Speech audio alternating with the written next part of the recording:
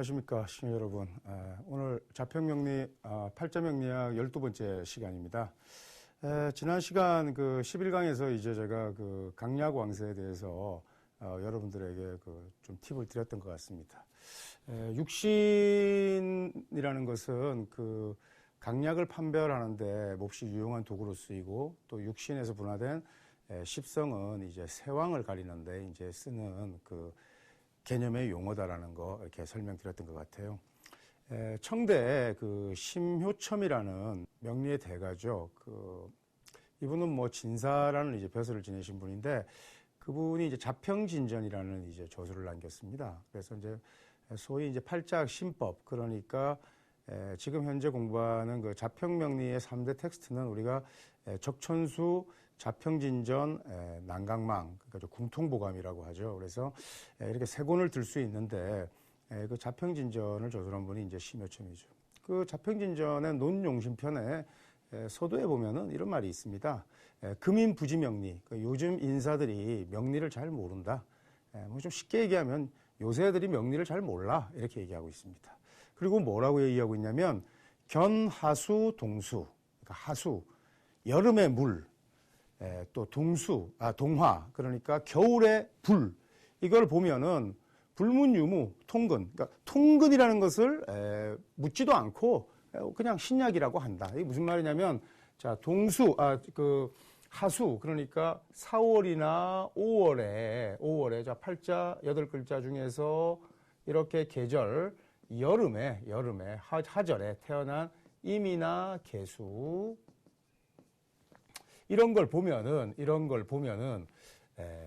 통근 유무를 살피지도 않고 무조건 신약이라고 한다. 이렇게 지금 얘기했던 거예요. 그러니까 틀렸다는 얘기죠. 뭐냐면은, 예를 들어서, 이 사람이 임일날 태어났는데, 자일이나 자시에 태어날 수가 있습니다. 이러면은 이것이 자수에 통근하기 때문에 신약하다라고 얘기하지 않고 제가 신강하다고 이렇게 표현한다고 하지 않았습니까? 그리고 전체 세력을 살펴서 상대적으로 더 인비의 세력이 강하면 신강격이라고 이렇게 해야 되는 건데, 요새 인사들이 그 당시죠, 청대죠. 그러니까 그 당시에 이런 거 보지도 않고, 또 동화, 병일간이나 청일간이 해월이나 자월에 태어나면 통근 유무를 살피지도 않고 그냥 이것을 신약이라고 한다. 이런 건 잘못된 것이다라고 얘기했습니다.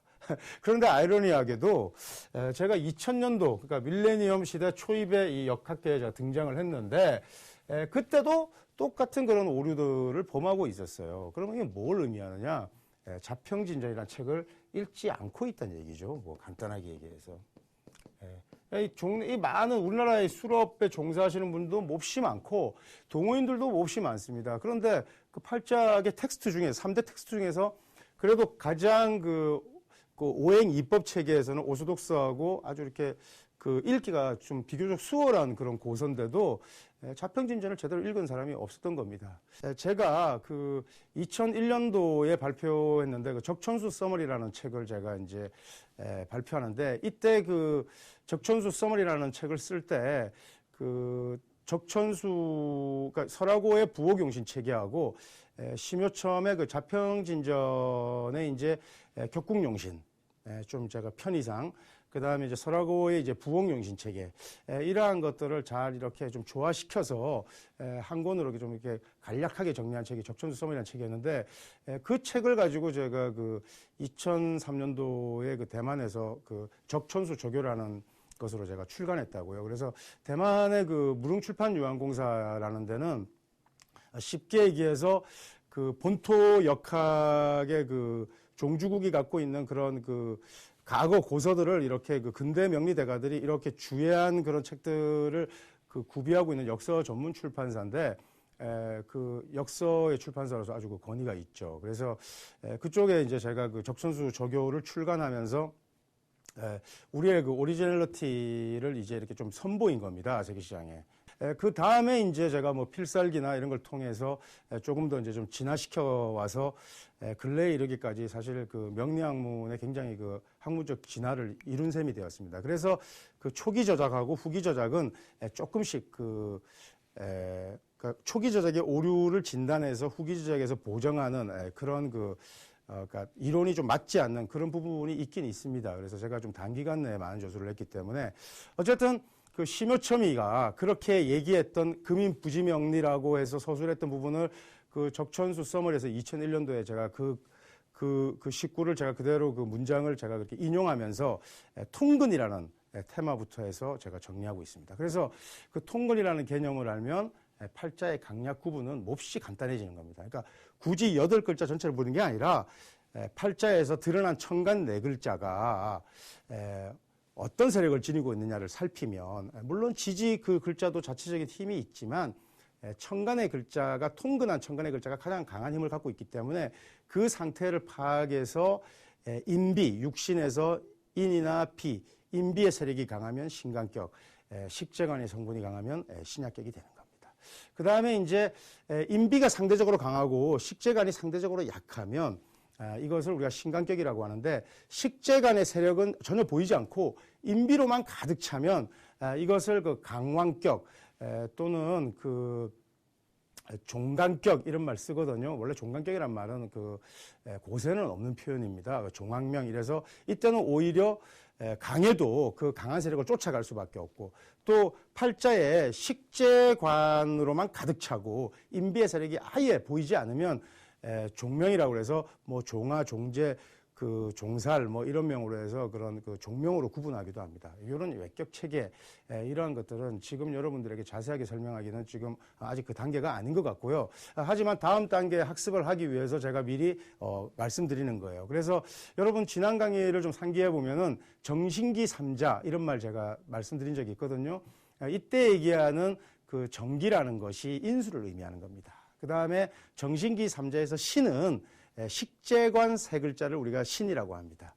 기는 우리가 그 같은 동기의 글자를 얘기합니다. 그러니까 비겁성이죠. 그래서 팔자에 드러난 천간의 동태에서 정과 기의 성분이 강하면 신간격, 또 그 다음에 신의 기운이 강하면 신약격, 이런 식으로도 우리가 해석해 볼 수 있습니다.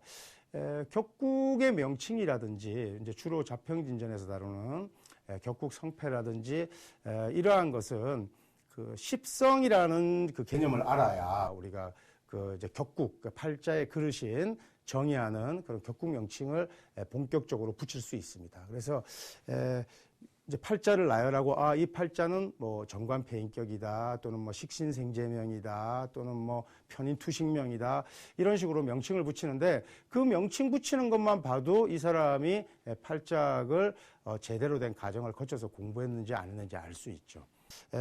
지금 이제 십성, 그러니까 육신 다음에 이제 십성에 대해서 여러분이 이제 학습해 보겠습니다. 이 십성까지 여러분들이 그 학습을 마치고 나면은 이제 그 교재 3권으로 들어갑니다. 그래서 이제 성황사절로 들어가는데 3권에 들어가면서 여러분 이제 격국용신이라는 아주 그런 그 좀 그 명리의 그런 그 지성이 드러날 만한 그런 이제 용어들을 여러분 이제 학습하게 됐죠. 자, 육신은 아신, 나를 포함해서 이론을 포함해가지고 그 다음에 비, 식, 재, 관, 인 이렇게 6가지, 그러니까 비식재관인 5가지 이렇게 이제 요소들로 오행의 글자들로 구성된다고 했습니다. 자, 다시 한번 오행의 상생도와 상극도를 그리면은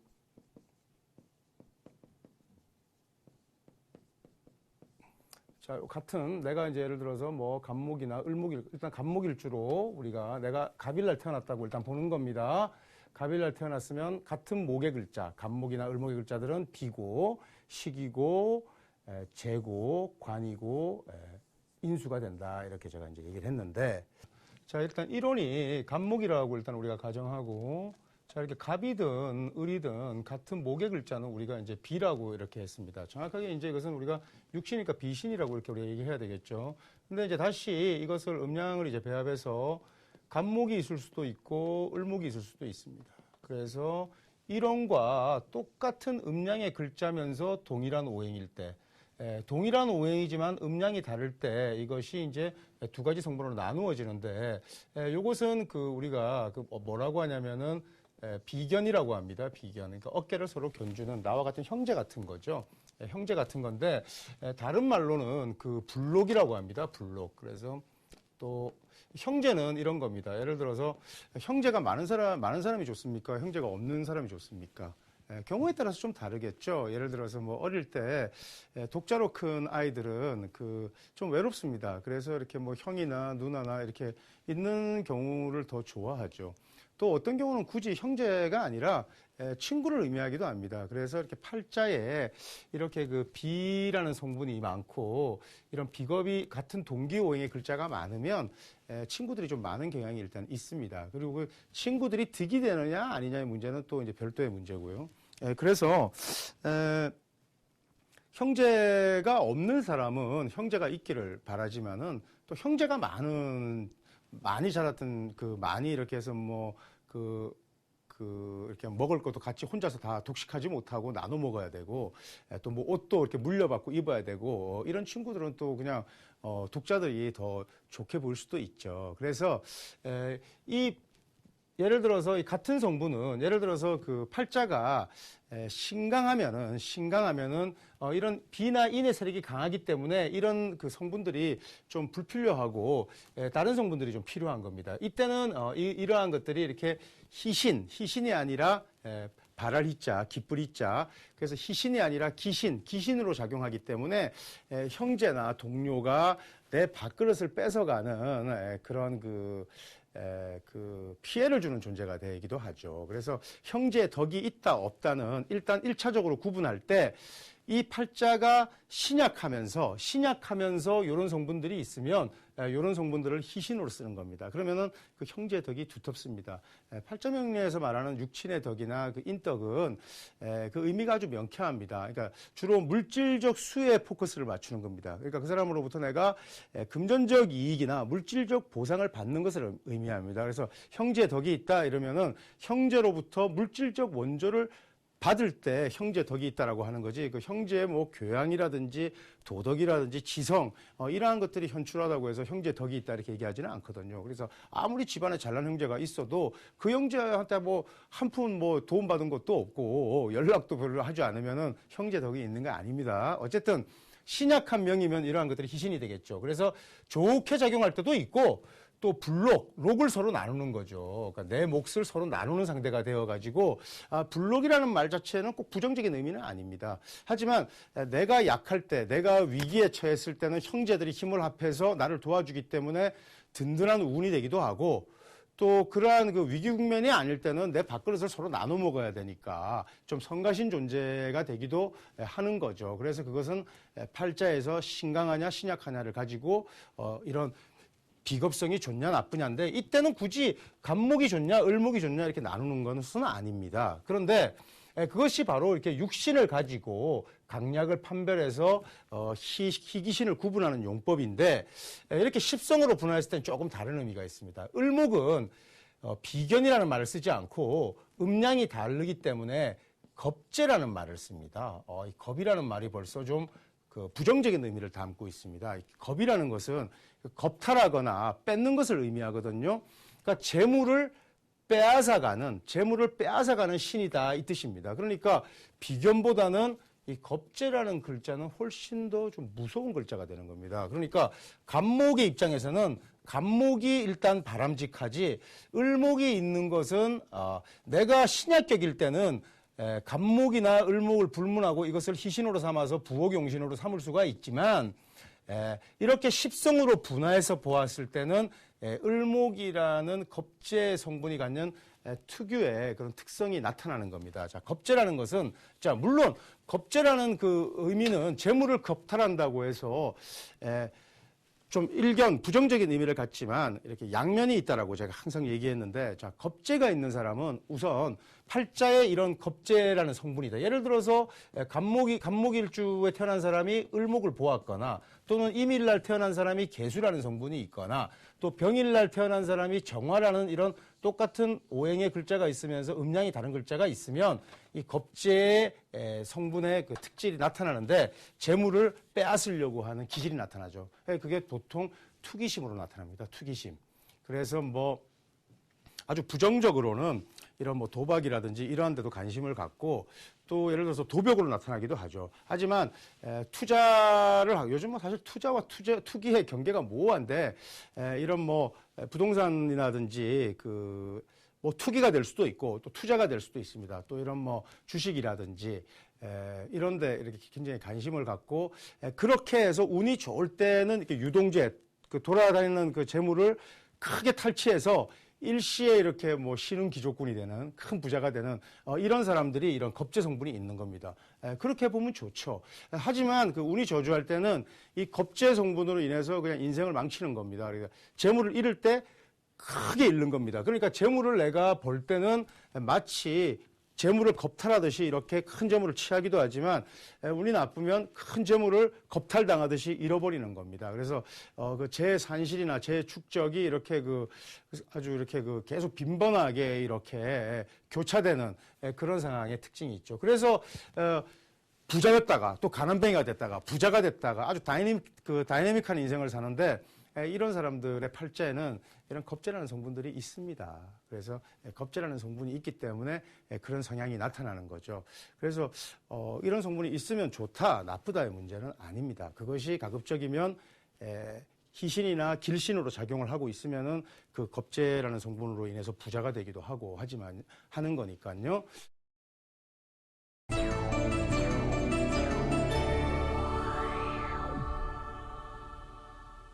예를 들어서 갑이라는 게 있는데 이 갑목은 그 비견이라고 하고 을목은 이렇게 겁재라고 한다고 했습니다. 만약에 내가 을목일 날 태어난 사람이면은 같은 을의 글자를 보면 이것이 비견이 되겠죠. 그죠? 이것이 비견이 되겠고, 갑목이라는 글자를 보면은 음양이 다르니까 이것이 겁재가 됩니다. 이것이 겁재가 되니까 이런 식으로 분별할 수 있어야 됩니다. 자, 그 다음에 식신도 두 가지로 나누어지겠죠. 갑목의 입장에서 볼 때는 화의 글자가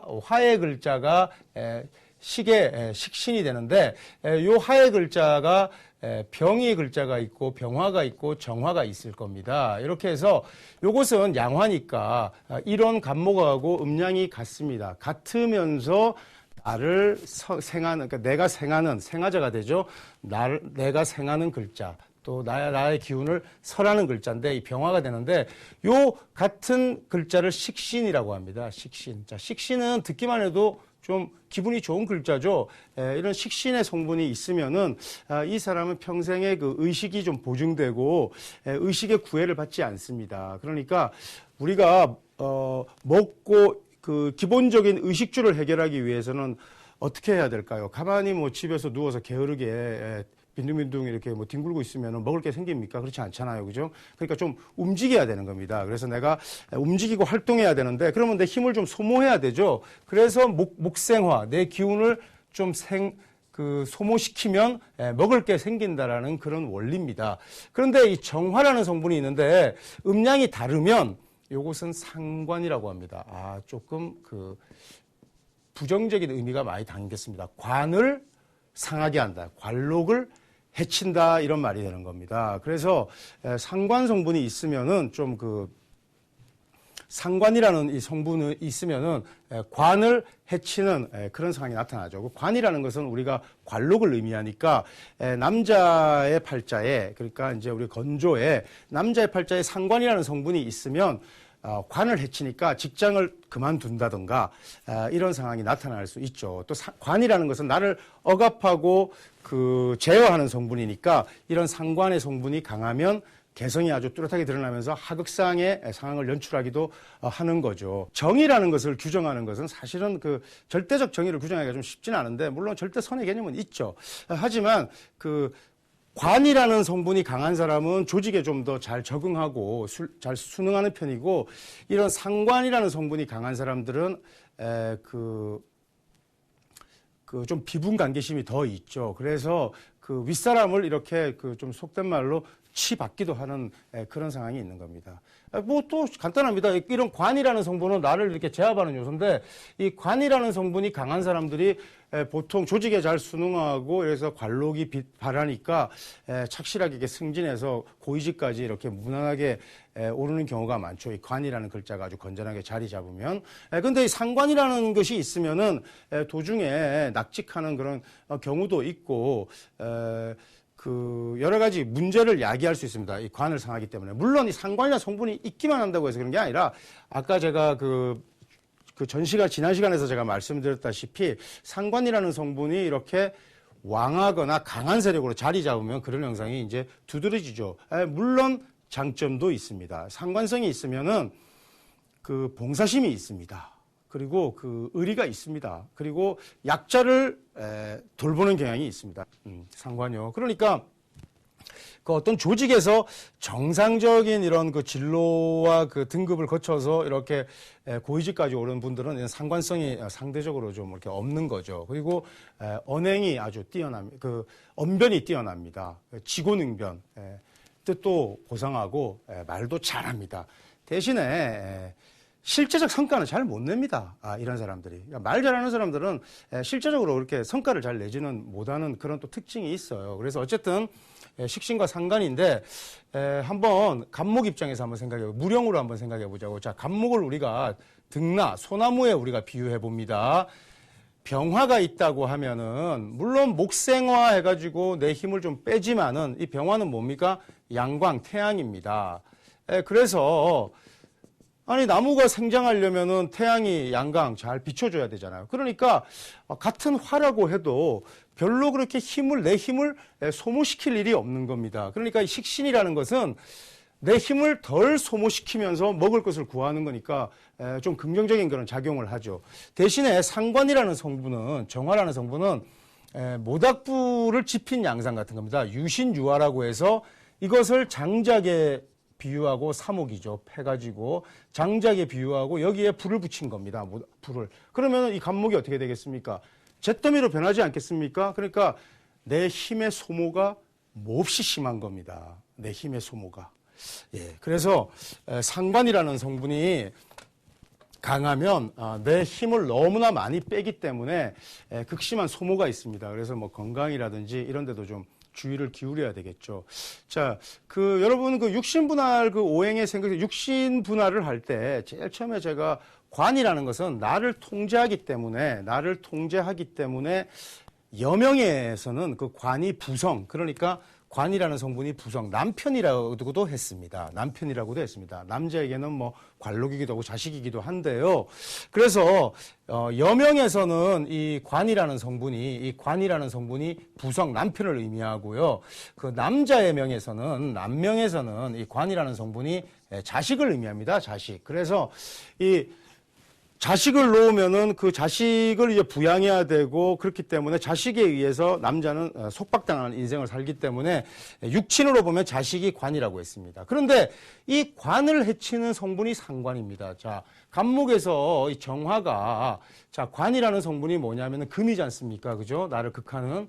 근데 이 불로 금을 녹여버리니까 이 상관성이 강하면 관록에도 문제가 있고 커리어에도 문제가 발생하지만 여명에서는 부성이 있으니까 여자의 명에 상관성이 너무 왕하다는 것은 계절을 얻었다는 겁니다. 그죠? 그래서 너무 왕하면 자, 십성을 우리가 논할 때는 강하다, 약하다 얘기하지 않습니다. 상관성이 있다고 해서 무조건 부정적인 게 아니라 그런 상관성이 왕하면 자, 이렇게 얘기하면 되겠죠. 예를 들어서 어떤 사람이 정사월에 태어났는데 갑목일주라고 합시다. 그럼 이 사람은 갑목이 이 사람의 이론인데 이 정화는 상관입니다. 상관. 이 상관이 기세가 어떠냐? 자, 하월에 태어났지 않습니까? 계절을 얻었습니다. 득시했지 않습니까? 이러면 상관이 왕한 겁니다. 이렇게 상관이 왕하면 이 상관의 기질이 증폭되어서 드러나게 돼 있거든요. 그러면 상관이 왕한 명의 여성은 부성, 남편 관이 배겨낼 수가 없는 겁니다. 그래서 어떤 현상이 나타나냐면 자, 상관은 내가 놓는 거니까 여성이 자식을 놓으면 자식을 출산하면 남편이 배겨낼 수가 없어요. 그러니까 자식을 놓고 남편과 이혼하는 그런 상황을 겪는 경우가 많습니다. 또 남자의 명에서 상관이 왕하면 자식에게 타격을 주기 때문에 자식을 잃거나 자식 하나가 이렇게 잘못되는 자식궁에 흠결이 있는 상황으로 나타나기가 쉽죠. 여기서 십성이라는 것은 세왕을 분별해서 보는 것이다. 그래서 만약에 식신, 이렇게 의식주를 주관하는 식신의 성분이 왕하면 평생 먹고 살 걱정이 없습니다. 이런 식으로 좋은 성분과 나쁜 성분을 나누기 시작합니다. 여기에서는 좋고 나쁜 게 없었습니다. 육신에서는. 십성에서는 길신과 흉신으로 나눕니다. 그래서 이런 겁재는 흉신으로 들어갑니다. 일단 이것도 흉신으로 들어갑니다. 상관. 그러니까 흉신이라는 것은 무조건 있으면 되지 않냐, 그게 아니라 있더라도 약하게 있어야 된다는 거죠. 자, 예를 들어서 팔자가 신약격입니다. 신약격이면 같은 기운인 겁재가 부엌 용신으로 아주 희신의 작용, 좋은 작용을 하기도 합니다.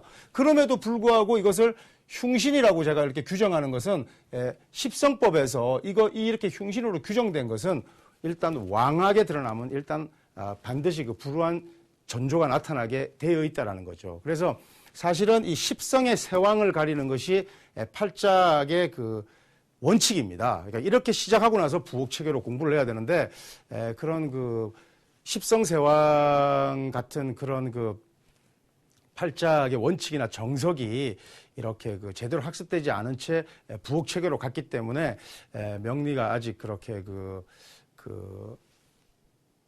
천박한 그런 술수의 경계에 이렇게 놓이게 되는 그런 그 부정적인 면을 보게 되는 경우가 있어요. 그래서 어쨌든 십성 공부할 때는 세왕을 따집니다. 그래서 뭐 제가 그 명리가 어떤 연역적인 그 학문체계를 가지고 있냐, 이런 말씀 한번 드리겠습니다. 제가 아는 지인이 한 분 계신데 이분이 그 언론 매체 그 사장을 하고 계세요. 그러니까 이제 뭐 그 어떤 조직 내에서는 그 아주 이렇게 최고위직까지 가신 분이죠.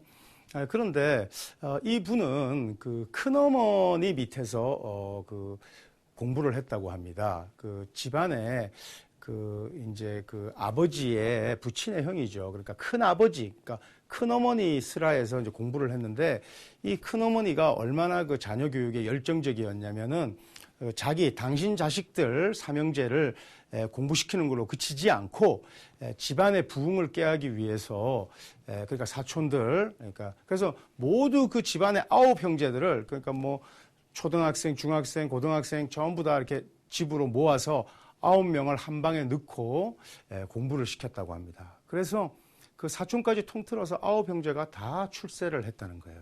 그래서 그 큰어머니는 그 집안에서 아주 훌륭한 어머니의 표상으로 지금도 이렇게 해자되고 있고 그 추억하면서 그런 사석에서 담론을 나눴는데 제가 그 얘기를 들으면서 그 공감하면서 참 그분이 참 대단하신 분이다라고 이렇게 얘기를 했지만 제가 그 말미에 근데 그분은 뭐 보나마나 청산가부였을 거다 제가 이렇게 얘기했어요. 그러니까 그걸 어떻게 아냐?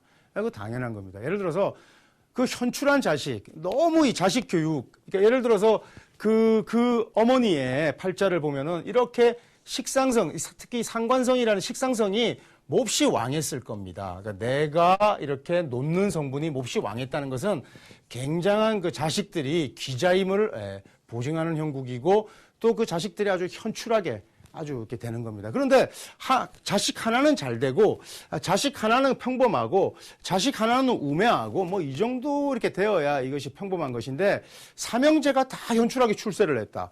거기다가 사촌들까지 전부 다 출세를 시켰다라고 하는 것은 이렇게 식상의 성분이 너무 왕한 거죠. 이렇게 식상의 성분이 너무 왕하면 이렇게 관을 파괴하게끔 되어 있습니다. 그러면은 그 남편이 배겨낼 수 있었겠습니까? 그래서 여러 가지 그 남편 그 부궁에 흠결 문제가 생기는데 차라리 이혼을 하거나 별거를 했으면 다 같은 별의 형태로 나타나는 거죠. 그래서 이것이 아주 불운하면 사별이 되는 겁니다. 덜하면 뭐 이혼이 될 수도 있고 별거의 형태로 나타날 수도 있죠. 하지만 그 정도로 자식들이 9형제가 다 현출하게 출세했다 그러면은 제대로 이렇게 수를 누리기도 어려운 상황으로 팔자에 이미 이렇게 부성이 형성되었을 것이다라는 것을 유추할 수 있습니다. 그런 식으로. 그래서 자식들이 또 너무 똑똑하고 잘난 것도 사실 좋은 게 아닙니다. 그래서 평범한 자식을 더 사랑해 주십시오. 그래서 그 팔자를 열어보면 사실은 좀 평범한 그런 자식들이 그 효자들이 많습니다. 그래서 이제 뭐 자식이 어려서부터 모든 부모의 마음이 똑같죠. 아주 우수하고 아주 우수한 그러니까 학업 성취가 아주 그 우수하고 또 좋은 학교에 진학을 해서 출세하기를 부모들은 다 바랍니다.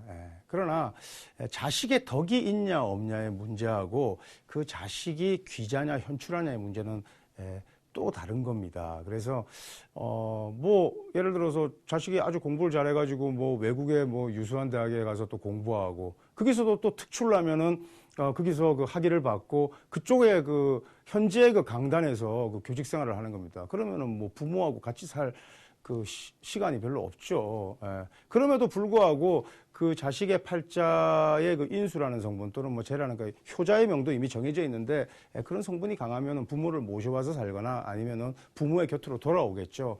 그렇지만 그 현출함이 좀 지나치면은 부모하고의 그 인연의 그 덕은 그렇게 좀 이렇게 그 두텁지 않고 박하게 이렇게 나타나는 가능성이 이렇게 높다는 겁니다. 또 상관성이라는 것은 아까 제가 봉사심이 있다고 했습니다. 그래서 언변도 탁월합니다. 그래서 그 남이 하기 꺼려하고 이런 일들을 앞장서서 그 사람들을 그 이끌고 봉사하고 이런데 아주 그런 그 봉사심이라든지 희생심이라든지 자기 자신을 돌보지 않으니까요. 마치 이렇게 그 장작에 불을 지피듯이 뭐 내가 잿더미가 돼도 불을 세게 붙이는데 아주 몰두하니까 그래서 이렇게 뭐 사회사업이라든지 이런 데 관심을 갖습니다.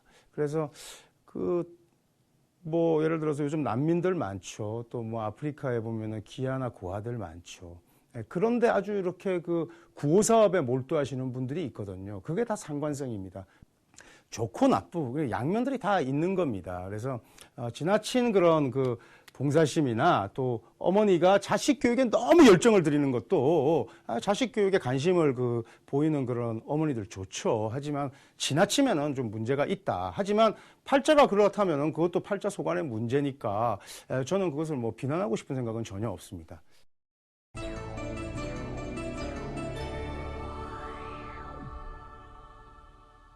자, 재성은 똑같은 그 재가 예를 들어서 무토도 있고 음토, 기토도 있습니다.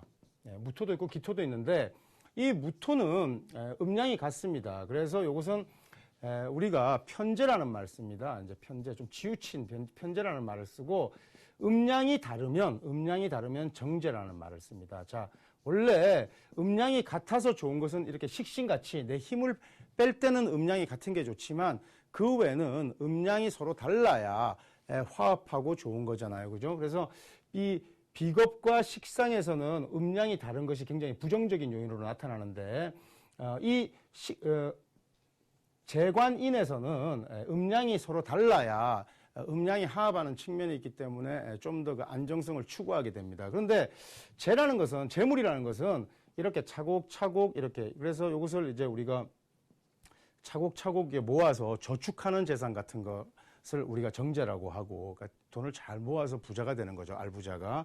이 편재는 유동재라고 해서 어떤 투자라든지 투기에 의해서 내가 일시에 탈취하는 재물 그리고 또 좀 예를 들어서 소득에 노동에 맞지 않는 그러니까 불로소득 같이 큰 금액을 우리가 편재라 그러는데 어쨌든 뭐 재라는 것은 좋은 겁니다. 중요하거든요. 예전부터 이런 팔자명리가 태동할 때부터 재는 몹시 중요한 이 재신은 몹시 중요한 거였습니다. 그러니까 내가 이렇게 극하는 요소가 재인데 내가 이렇게 힘을 쏟아서 내가 이렇게 밭을 갈구고 하는 것은 땅을 의미했습니다. 그러니까 나의 터전이죠, 터전. 그래서 이것은 비단 재물만 의미하는 게 아니라 건강과 수명을 의미하기도 합니다. 그래서 우리가 이제 팔자에서 이제 팔자술 실전에서 아주 고급 스킬인데 수명을 우리가 논할 때는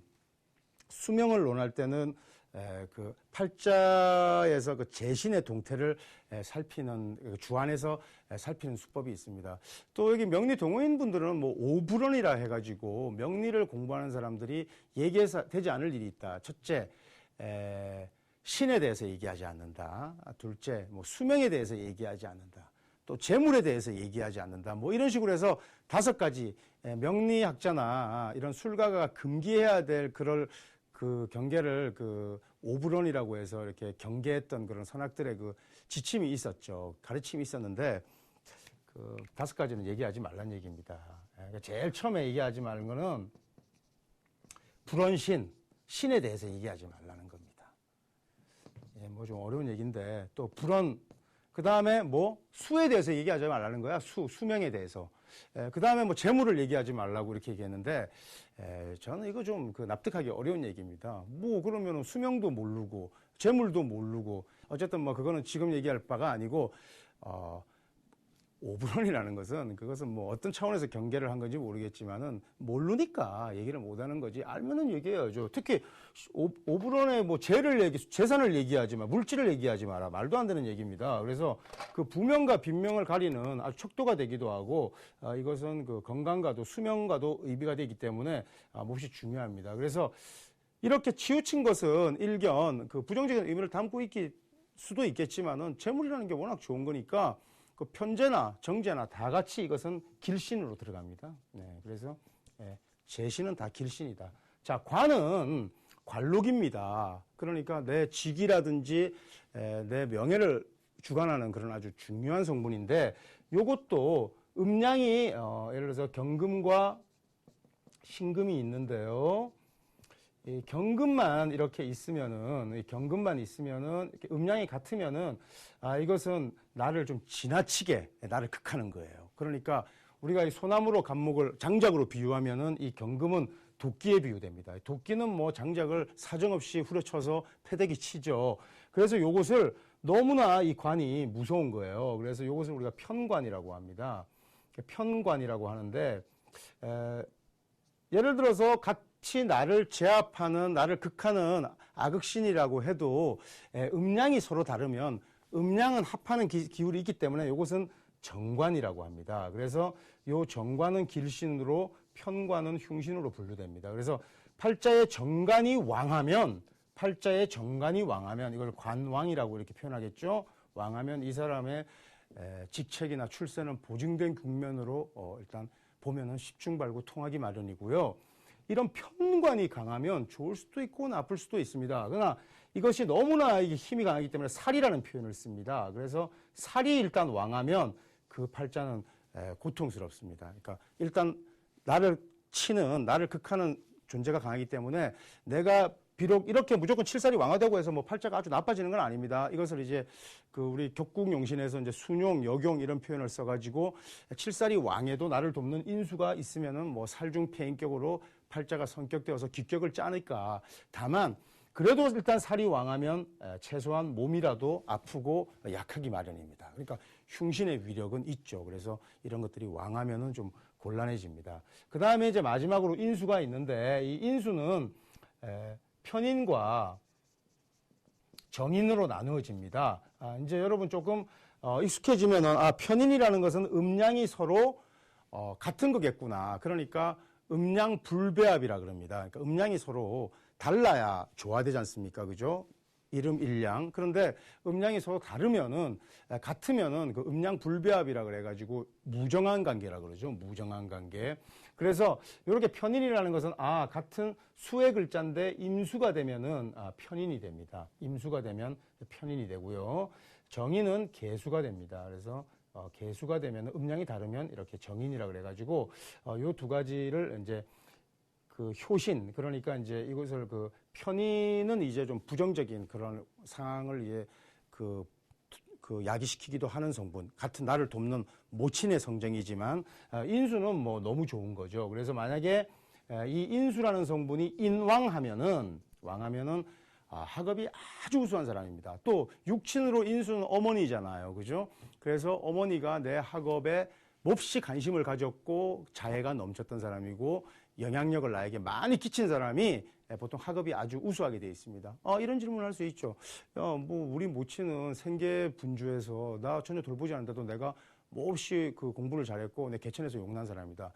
그런 경우에는 인수가 왕에서 학습에 우수한 건 아니죠. 그러니까 인수라는 성분이 아예 보이지 않아도 그 학업이 우수한 사례가 있습니다. 그것은 팔자의 다른 격국으로 성격되었기 때문입니다. 자, 십성에서 여러분들 좀 그 학습하시는 게 좀 여러분 좀 힘드셨을 겁니다. 자, 마지막으로 한번 정리를 하겠는데 우선 그 십성은 뭐 다른 용어로도 이제 분류합니다. 그래서 그 여러분 오행 십성 텍스트에 보면은 그 비견이나 그 겁재를 이렇게 비겁 이런 식으로 우리가 분류하죠. 그래서 이런 것도 뭐 식신상관 구분하고 식상 이렇게 구분하고요. 재성은 편재정재를 그냥 통틀어서 다 재라고 합니다. 재라고 하고 또 굳이 편재를 재라고 하고 이 정재를 우리 저축할 때 그 저자를 쓰기도 합니다. 그러니까 재저 이렇게 우리가 구분도 하고요. 그 다음에 관은 정관은 관, 그 다음에 편관은 칠살이라 해서 관살로 구분합니다. 그래서 살은 흉력이 지나치죠. 그 다음에 인수는 이 편인은 사실은 흉신이라고 해도 좋을 때가 있습니다. 그래서 편인과 정인을 막론하고 자평진전이라는 저술에서 인수로 그냥 통칭해서 불렀습니다. 그래서 일단은 나를 돕는 성분은 팔자에 일단 있어줘야 그게 리소스가 되어가지고 항상 그 내가 패하거나 망해도 기댈 언덕이 있으니까 그 인수에 굉장히 그 중요성이 있죠.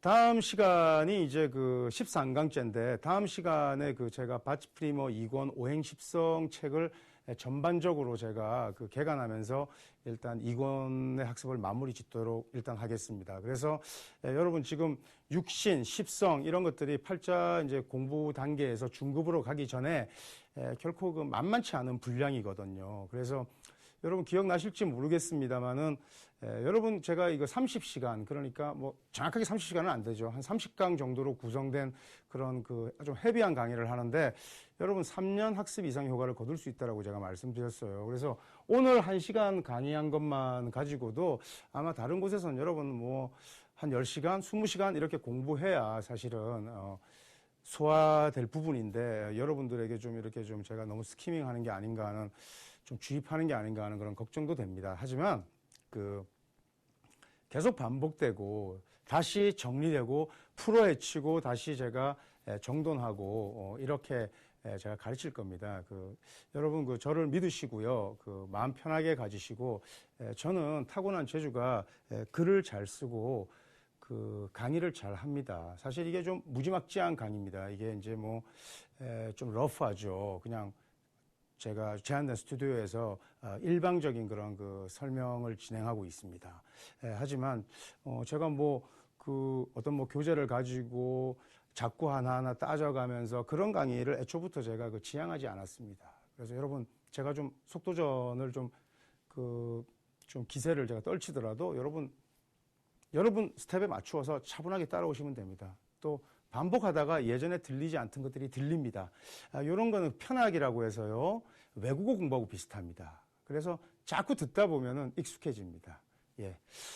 시청자 여러분, 그 시청하느라고 수고 많으셨어요. 자, 다음 시간에 뵙도록 하겠습니다.